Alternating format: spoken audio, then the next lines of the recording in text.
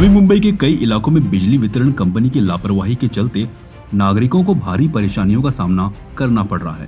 कई स्थानों पर ट्रांसफार्मर खराब है, केबल खुले पड़े हैं और सब स्टेशन की हालत खस्ता है, जिससे लोगों को असुविधा और दुर्घटनाओं का सामना करना पड़ा है। कुछ जगहों पर शॉक लगने की घटनाएं भी सामने आई हैं। इन समस्याओं से निजात पाने के लिए नागरिकों ने वीज वितरण कंपनी और पूर्व विधायक संदीप नाइक से शिकायतें की थी। आज संदीप नाइक ने वीज वितरण कंपनी के कार्यालय में जाकर अधिकारियों के साथ 2 घंटे तक चर्चा की। उन्होंने साफ तौर पर कहा कि यदि 15 दिनों के भीतर बिजली समस्याओं का समाधान नहीं किया गया तो कंपनी के खिलाफ उग्र आंदोलन शुरू किया जाएगा। आज या साधारणतः 2 महिन्याच्या कालखंडात सुजनांशी संवाद हा उपक्रम माझ्या माध्यमातून राबवला गेला।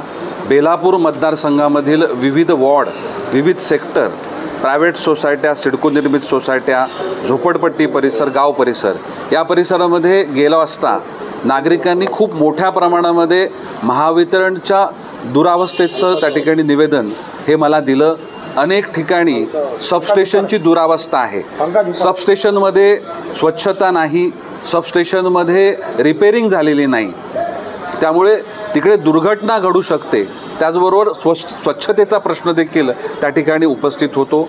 अनेक ठिकाणी डीपी बॉक्स हे उघडे आहेत, उघड्या केबल, जुन्या जीर्ण झालेल्या केबल, त्यामुळे पॅचेस लावल्यामुळे त्या केबलच्या पूर्ण लोड कॅरी करण्याच्या कॅपॅसिटीवर परिणाम होतो।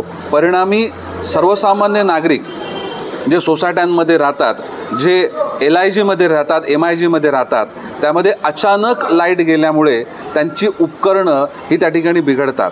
खूप मोठ्या प्रमाणामध्ये TV असेल, फ्रीज असेल, AC असेल, हे खराब झाल्याच्या घटना या ठिकाणी निदर्शनात आलेल्या आहेत। अनेक ठिकाणी काम सुरू असताना जे ट्रान्सफॉर्मर आहेत, या ट्रान्सफॉर्मरला आग लागण्याच्या घटना त्या ठिकाणी बघायला मिळतात।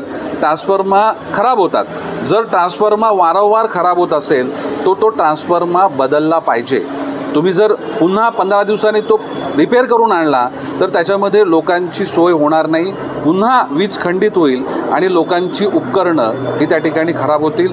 एक संपूर्ण जी रिक्वायरमेंट आहे, जर नवी मुंबई शहर हे संपूर्ण महाराष्ट्रामध्ये सर्वाधिक बिल पे करणारं शहर असेल तर त्याच तुलनेनं या शहरामध्ये विद्युत व्यवस्था त्या ठिकाणी देत असताना कोणत्याही प्रकारच्या साधन सामुग्रीचं शॉर्टेज होऊ नये याची खबरदारी ही महावितरणने घेतली पाहिजे। आज मी महावितरणच्या अधिकाऱ्यांना स्पष्टपणे सांगितलं आहे की दिवाळीच्या अगोदर आपण ही सर्व कामं केली पाहिजेत। याबद्दल लोकप्रतिनिधी, माजी नगरसेवक असतात, पदाधिकारी असतात, सर्वसामान्य नागरिक असतात, हे कंप्लेंट घेऊन येत असतात, परंतु महावितरणचा जो त्या ठिकाणी रेटा असतो ती लवकर बिल भरा याच गोष्टी करता असतो। परंतु आम्ही बिल भरल्यानंतर आमच्या घरापर्यंत जी व्यवस्था आहे, ज्या केबल्स आहेत, ज्या DP बॉक्स आहेत, जे ट्रान्सफॉर्मर आहेत, जे सबस्टेशन आहेत, यांची कामं देखील योग्य पद्धतीनं झाली पाहिजेत।